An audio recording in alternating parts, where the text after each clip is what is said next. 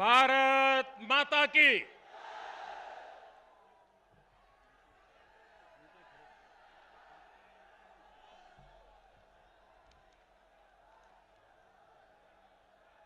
Bharatiya Janata party के राष्ट्रीय अध्यक्ष आदरणीय श्री राजनाथ सिंह जी, आदरणीय श्री कल्याण सिंह जी, प्रदेश भाजपा के अध्यक्ष श्रीमान वाजपेयी जी, आदरणीय श्री कलराज जी, श्रीमान टंडन जी, आदरणीय बहन उमा भारती जी, भाई श्री विनय कटियार जी, श्री अमित भाई शाह, मंच पर विराजमान भारतीय जनता पार्टी के सभी वरिष्ठ नेतागण और बुंदेलखंड के वीर सपूत भाइयों और बहनों,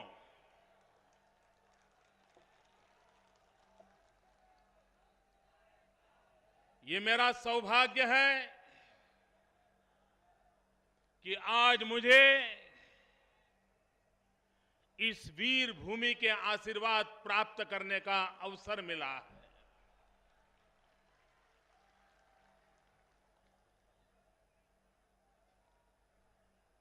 और जब भी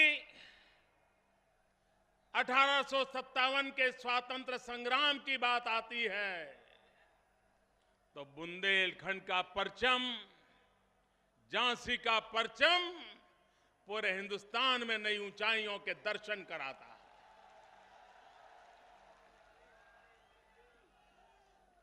ये वीर भूमि है, ये प्रज्ञावानों की भी भूमि है। कितने प्रज्ञावान लोगों को इस धरती ने जन्म दिया है और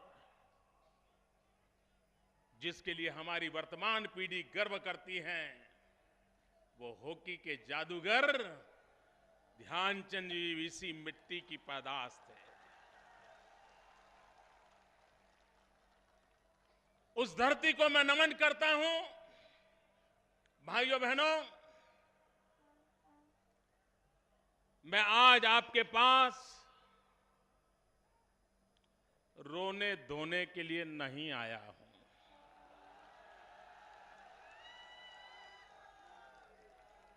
न मैं आंसू बहाने आया हूं और न ही मैं आंसू बहाने वालों की कोई कथा सुनाने आया हूं। मैं आज आपके यहां आया हूं आपके आंसू पोंछने का विश्वास देने के लिए। भाइयों, मैं संकल्प लेकर के आया हूं कि बुंदेलखंड की कठिनाइयों में जी रही, गरीबी में पनप रही यहां के गरीब के आंसू पहुंचने का मैं संकल्प लेकर के आया हूं। भाइयों बहनों, क्या बुंदेलखंड का विकास नहीं हो सकता है? क्या बुंदेलखंड आगे नहीं बढ़ सकता है?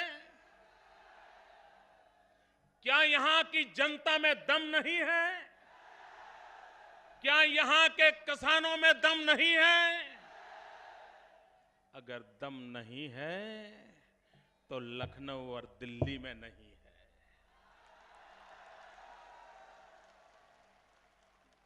उनको परवाह नहीं है।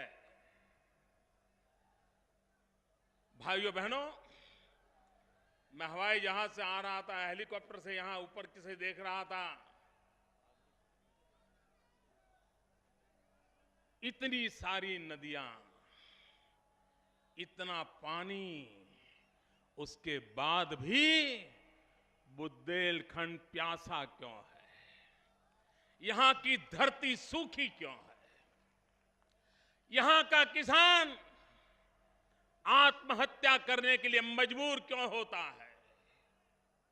और भाइयों बहनों, मैं दिल्ली की सल्तनत को सीधा सीधा सवाल पूछना चाहता हूं, जरा जवाब दे दिल्ली की सल्तनत, क्या कारण है कि जहां जहां उनके पैर पड़े हैं, जहां जहां उनको शासन करने का अवसर मिला है, वो चाहे आंध्र प्रदेश हो, चाहे महाराष्ट्र हो, उसमें भी चाहे विदर्भ का सूखा इलाका हो, और चाहे कांग्रेस का समर्थन करने वाली यहां की सरकार हो, इसी राज्यों में सर्वाधिक मेरे किसान भाई बहन आत्महत्या क्यों करते हैं। हिंदुस्तान के और राज्यों में किसानों को इतनी बड़ी मात्रा में आत्महत्या करने के लिए मजबूर नहीं होना पड़ा है, और उसका कारण न इनको गांव की परवाह है, न गरीब की परवाह है, न ही उनको किसान की परवाह है। और मित्रों, जब चुनाव आते हैं तो हमारे कांग्रेस के मित्र रेवड़ी बांटने में बड़े माहिर हो गए, और आजकल जहां जाते हैं वहां पैकेज की बातें करते हैं, पैकेज की बातें करते हैं। आपके यहां भी पैकेज आया था, आपको लगा होगा वो पैकेज आपका भला करने के लिए आया था। नहीं मित्रों, वो पैकेज आपका भला करने के लिए नहीं आया था, वो पैकेज तो उत्तर प्रदेश के नेताओं का मुंह बंद करने के लिए, टुकड़ा फेंकने के लिए भेजा गया था, और दिल्ली और लखनऊ ने मिलकर के सरकारी खजाने के उस पैकेज का बंटवारा कर लिया, बांट लिया। आपके यहां नहीं आया है मित्रों। कोई मुझे बताए मित्रों, यहां पर मंडी का निर्माण होने वाला था, क्या हुआ है? क्या पैसे गए कि नहीं गए? यहां कुआं खोदने की बातें कही थी, कहीं कुआं नजर आता है? यहां पेड़ बोने की बातें हुई थी, कहीं पेड़ नजर आता है? यहां पर नदियों पर चेक डैम बनाने की बातें हुई थी, कहीं पानी रोका गया है? तो रुपये गए कहां? ये पैकेज उनके पॉकेट के लिए होता है। और भाइयों बहनों, ये बुंदेलखंड को जो पैकेज मिला,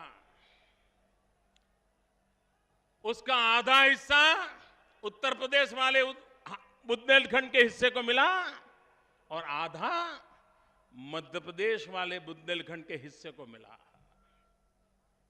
और मित्रों, आज मैं सीना तान के कह सकता हूं, गर्व से कह सकता हूं कि मेरी पार्टी के एक सिपाही आदरणीय शिवराज सिंह जी चौहान, जब उनके पास मध्य प्रदेश में बुंदेलखंड का पैकेज आया, पाई पाई बुंदेलखंड की भलाई के लिए उन्होंने अपने इलाके में खर्च किया, और उसका परिणाम यह आया है 30% से अधिक भूमि को सिंचाई पहुंचने का काम पूरा कर दिया। उस इलाके में पहले जो फसल होती थी, उससे 3 गुना फसल शिवराज सिंह ने बुंदेलखंड के उस इलाके में पैदा करके दिखाई। और ये मैं भाजपा के नेता के रूप में नहीं कह रहा हूं, प्लानिंग कमीशन जिसके अध्यक्ष भारत के प्रधानमंत्री होते हैं, उस प्लानिंग कमीशन ने कहा है, इस पैकेज का उत्तम उपयोग अगर किसी ने किया तो मध्य प्रदेश की सरकार ने किया, शिवराज जी ने किया, भारतीय जनता पार्टी ने किया। और यहां सब लूट लिया। आपके नाम पर आता है, जाता उनके जेब में है। और इसलिए भाइयों बहनों, अब ये पैकेज की बातें बहुत हो चुकी, अब वक्त आ चुका है सपा बसपा कांग्रेस को पैकिंग करके रवाना करो। अब पैकेज नहीं, इनका पैकिंग करके रवाना करो मित्रों। भाइयों बहनों, ये लूट चलाने में एक्सपर्ट है।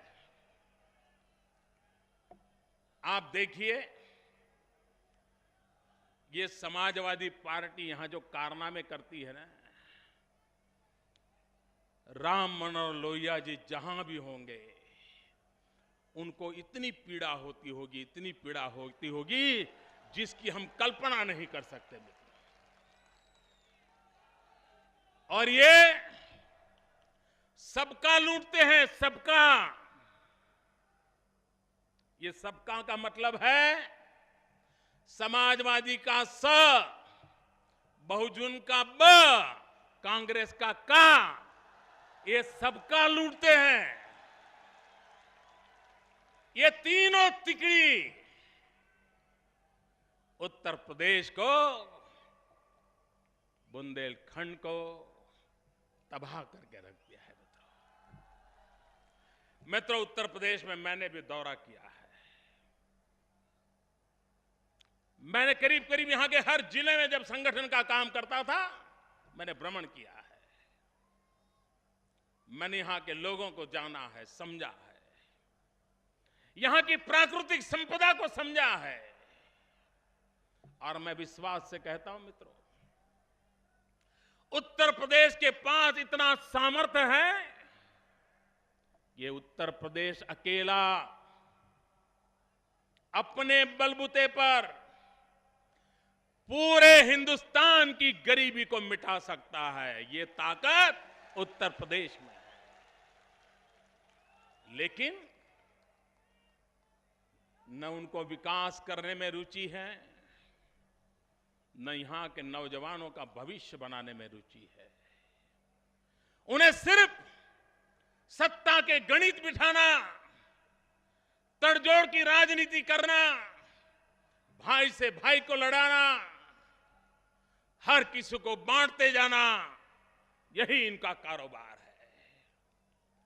भाइयों बहनों, अगर उत्तर प्रदेश की धरती पर सब वादों का इकट्ठा यहां लालन पालन हुआ है, सारे वाद एक प्रदेश में इन्होंने उभार के रखे हैं। ये धरती है जहां एक तरफ कांग्रेस का अहंकारवाद है, समाजवादी पार्टी का परिवारवाद है, और बहुजन समाज पार्टी का व्यक्तिवाद है। ये वादों से भरे हुए लोग आपके वादे पूरा करना नहीं चाहते, वो अपना ही पेट भरना चाहते हैं। और इसलिए भाइयों बहनों, जब तक उत्तर प्रदेश ये तीनों प्रकार के संकटों से मुक्ति का संकल्प नहीं करता, तब तक मेरे नौजवान मित्रों, आपका भाग्य नहीं बदल सकता। मित्रों, आज मैं शासन के मेरे अनुभव के आधार पर आपको विश्वास दिलाने आया हूं। पिछले 10, 12, 13 साल में जो काम करने का मुझे सौभाग्य मिला, उस काम को देखते हुए मैं आपको विश्वास दिलाने आया हूं। मैं देशवासियों को कहता हूं, झांसी की धरती से कहता हूं, रानी लक्ष्मीबाई का पुण्य स्मरण करते हुए कहता हूं, मेरे देशवासियों, आपने कांग्रेस को 60 साल दिए, हमें सिर्फ 60 महीने देकर के देख लो।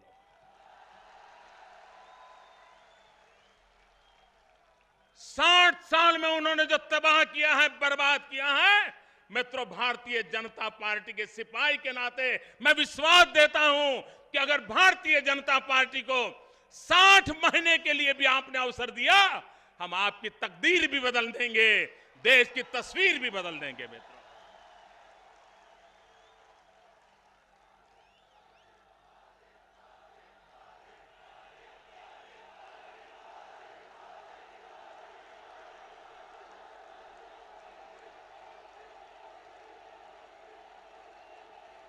भाइयों बहनों, आप मुझे बताइए, मेरे नौजवान मित्रों मेरे सवाल का जवाब देंगे? मुझसे बरामद मन से बात करेंगे आप? क्या बुंदेलखंड का कोई नौजवान अपना गांव, अपना घर छोड़ करके मुंबई की, गुजरात की झुग्गी झोपड़ी में रहने के लिए जाना चाहता है? अपने बूढ़े मां बाप को छोड़ करके जाना चाहता है? रोजी रोटी के लिए दर दर भटकना चाहता है? भाइयों बहनों, इन्होंने आपको मजबूर किया है, गांव छोड़ने के लिए मजबूर किया, घर छोड़ने के लिए मजबूर किया, यार दोस्त रिश्तेदारों को छोड़ने के लिए मजबूर किया। क्यों? पेट भरने के लिए, पेट भरने के लिए, बूढ़े मां बाप का पेट भरने के लिए। मेरा बुंदेलखंड का नौजवान गुजरात की धरती पर आकर के पसीना बहा रहा है। भाइयों बहनों, मैं गर्व से कहता हूं, चाहे बिहार हो, उत्तर प्रदेश हो, आंध्र हो, उड़ीसा हो, वहां के लोगों ने आकर के मेरे गुजरात में इतना पसीना बहाया है, इतना पसीना बहाया है कि उनके परिश्रम के कारण आज मेरा गुजरात चमक रहा है। अगर यही पसीना इस धरती पर बहा होता तो ये मेरा उत्तर प्रदेश में था बुंदेलखंड कहां से कहां पहुंच गया होता। वे मेहनत करते हैं। भाइयों बहनों, मैंने अभी एक नया प्रयोग किया है। उस प्रयोग का लाभ खास करके बिहार और उत्तर प्रदेश को मिलेगा। बड़ा अनूठा प्रयोग है। अभी तो मॉडल एक पायलट प्रोजेक्ट के रूप में मैं चला रहा हूं। हमने कुछ कारखानेदारों को बुलाया, जिन कारखानों में यूपी के, बिहार के नौजवान मजदूरी करते हैं। अब वो 8 घंटा काम करते हैं, फिर चले जाते हैं और एक कमरे में 25-25 लोग रहते हैं, अपना जीवन गुजारा करते हैं। मैंने इन कंपनी को कहा, आप हिसाब लगाइए कि अगर ये रोज आता है, आपके यहां नौकरी करता है, सप्ताह में 6 दिन, 8 घंटे मानो काम करता है, और जितना उत्पादन करता है और जितना वो आउटपुट देता है, उसका हिसाब लगाओ। अगर उसका मन करता है 2 घंटे ज्यादा काम करने का, 4 घंटा काम करने का, तो करने दो, और उसको जोड़िए, और उस आउटपुट के आधार पर उसके काम के घंटे तय किए जाए। उसका हौसला होगा तो काम करेगा, नहीं करेगा तो नहीं करेगा।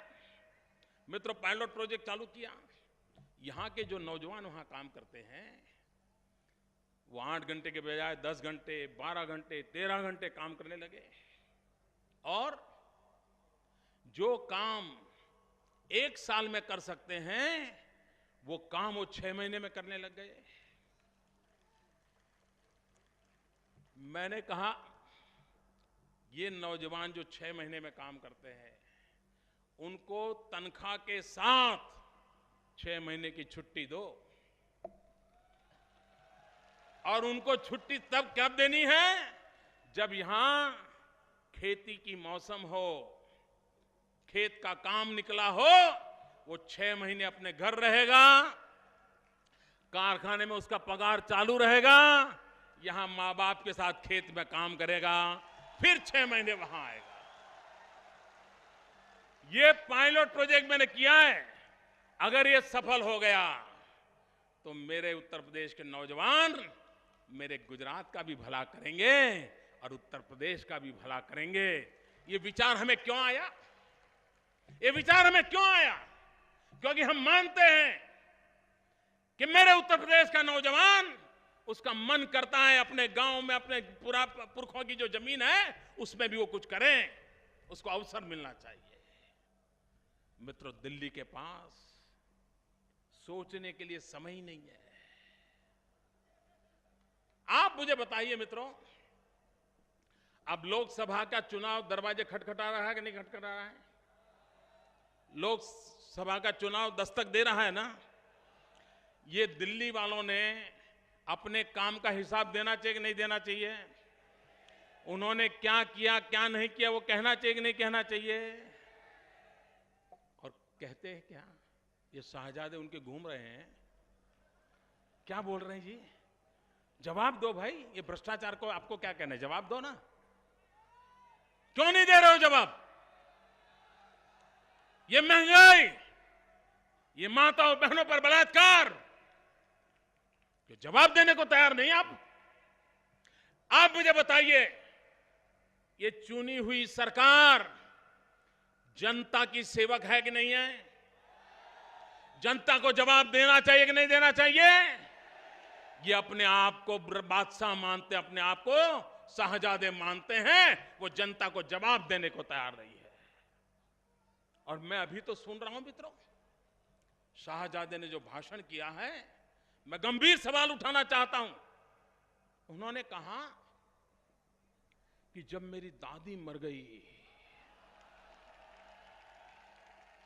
मुझे बहुत गुस्सा आया। मैं शाहजादे को पूछना चाहता हूं, ये सच है कि सभी कांग्रेसियों को गुस्सा आया था? क्या ये सच है कि आपने और आपकी पार्टी के लोगों ने उस गुस्से में हजारों सिखों को जिंदा जला दिया था, हजारों सिखों को मौत के घाट उतार दिया था, और आज तक एक को भी सजा नहीं हुई है? क्या आपको आपकी दादी के मरने का गुस्सा आना मैं समझ सकता हूं, लेकिन उन हजारों सिखों को मारने वालों पर क्या आपको गुस्सा आया था? क्या आपको पीड़ा हुई थी? और आज जब दिल्ली में चुनाव आए हैं तो आपने उस गांव पर नमक छिड़कने का पाप किया है। जिन परिवारों के नौजवानों को जिंदा जला दिया गया था, हजारों सिखों की कत्ल कर दी गई थी, और आज आपके गुस्से की बात कर रहे हो? भाइयों बहनों, मानवतावाद में विश्वास करने वाला कोई व्यक्ति शाहजादे की इस भाषा को माफ नहीं कर सकता है। इतना ही नहीं मित्रों, उन्होंने एक दूसरी बात बताई। मैं गंभीर सवाल पूछता हूं, आखिर ये शाहजादे है कौन? एक एमपी है? क्या हिंदुस्तान के इंटेलिजेंस के लोग, गुप्तचर तंत्र के लोग भारत की अत्यंत गुप्त जानकारी उस व्यक्ति के साथ कैसे शेयर कर रहे हैं जिसने कभी गुप्तता का कोई शपथ नहीं लिया है? उसके साथ शेयर कैसे करते हैं? देश जानना चाहता है। और आए दिन हिंदुस्तान की सरकारों के लिए घंटों घंटों तक विवाद करने वाले लोगों को भी मैं पूछना चाहता हूं, कोई बताए क्यों हिंदुस्तान की इंटेलिजेंस शाहजादे को जाकर के रिपोर्टिंग करती है? क्या कारण है कि हिंदुस्तान की सरकार की खुफिया एजेंसी के लोग उनके राजनीतिक भाषणों के लिए इनपुट देते हैं? और इतना ही नहीं, शाहजादे ने जो गंभीर बात बताई, उन्होंने कहा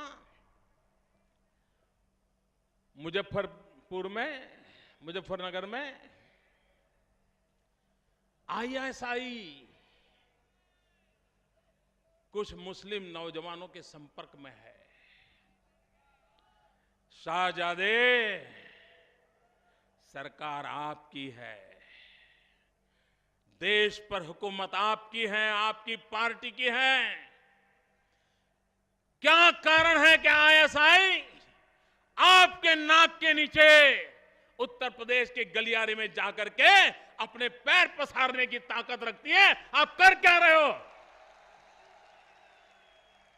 देश जवाब मांगता है। मैं शाहजादे को आह्वान करता हूं, आपने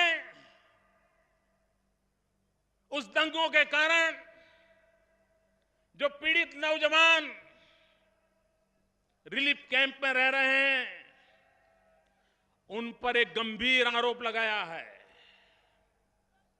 और आपने आरोप ये लगाया है कि वे लोग आईएसआई से मिले हुए हैं।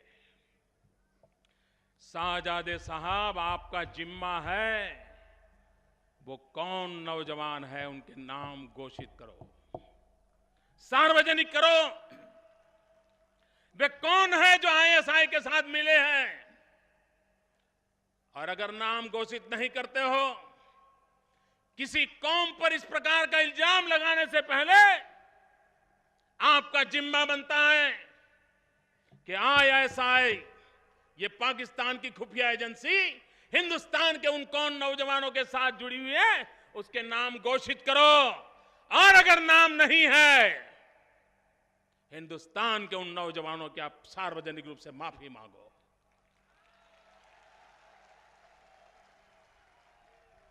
यह आपका जिम्मा है। लेकिन आप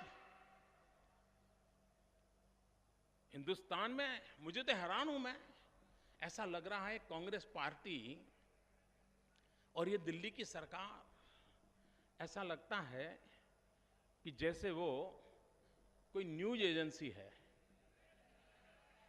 जिसका काम सिर्फ हमको खबर देना है कि आईएसआई ये कर रही है।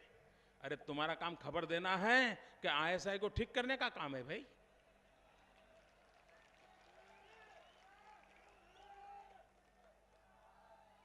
मुझे बताइए मित्रों, क्या ऐसी सरकार पर आपका भविष्य सुरक्षित है? क्या ऐसी सरकार पे भरोसा कर सकते हैं? क्या ऐसे नेताओं पर भरोसा कर सकते हैं? क्या उनके भरोसे आप अपनी जिंदगी छोड़ सकते हो? उखाड़ फेंको दोस्तों, उखाड़ फेंको। ये तबाही का बंजर कर रहे हैं।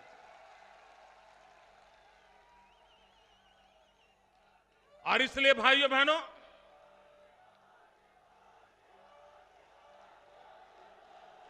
ये गरीबी का मजाक उड़ा रहे हैं।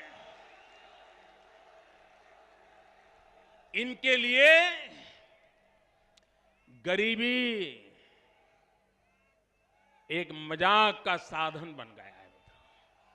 पुराने जमाने में राजा महाराजाओं के बड़े बड़े महल हुआ करते थे। समय बीतते उनका पतन हुआ, युद्धों में पराजय हुआ, समय रहते उनके बड़े बड़े महल खंडहर हो गए। लेकिन कभी कभी उन राज परिवार के वारिस, पोते के पोते के पोते जब बड़े होते हैं तो उनके पूर्वज उनको वो खंडहर दिखाने के लिए ले जाते हैं कि देखो ये जो खंडहर है ना, वो कभी राजमहल हुआ करता था। हमारे दादा के दादा के दादा इस राजमहल में से राज करते थे। उनको समझाते हैं कि ऐसा ऐसा हुआ था। मित्रों, आजकल हमारे शहजादे भी उनके पूर्वजों के पराक्रमों को देखने के लिए जाते हैं।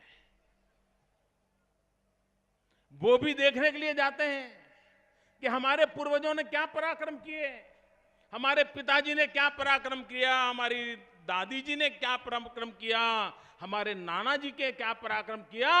उन पराक्रमों के अवशेष देखने के लिए जाते। कहां जाते हैं? गरीब की झोपड़ी में जाते हैं। ये गरीब की झोपड़ी, ये उनके पूर्वजों के पराक्रम का परिणाम है। और आपके बुंदेलखंड में आए थे, राशन कार्ड भी ले गए, मालूम है ना? राशन कार्ड ले गए, अभी तक लौटाया नहीं। और वो बेचारी राशन कार्ड के लिए तरस रही है। भाइयों बहनों, इन दिनों शाहजादे नारा बुलाते हैं। लोग कहते थे आधी रोटी खाएंगे, तो शाहजादे ने कहा नहीं, अब पूरी रोटी खाएंगे, ऐसा बोलो। 60 साल में कांग्रेस कहां से कहां पहुंची? पहले आधी रोटी थी, अब पूरी रोटी तक पहुंचने में 60 साल लग गए।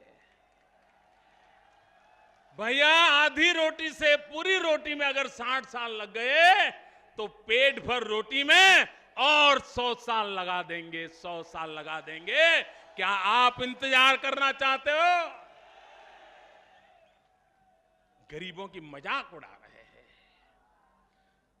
मित्रों, मुझे बताइए, क्या 26 रुपये में आपके परिवार का एक दिन का गुजरान चल सकता है?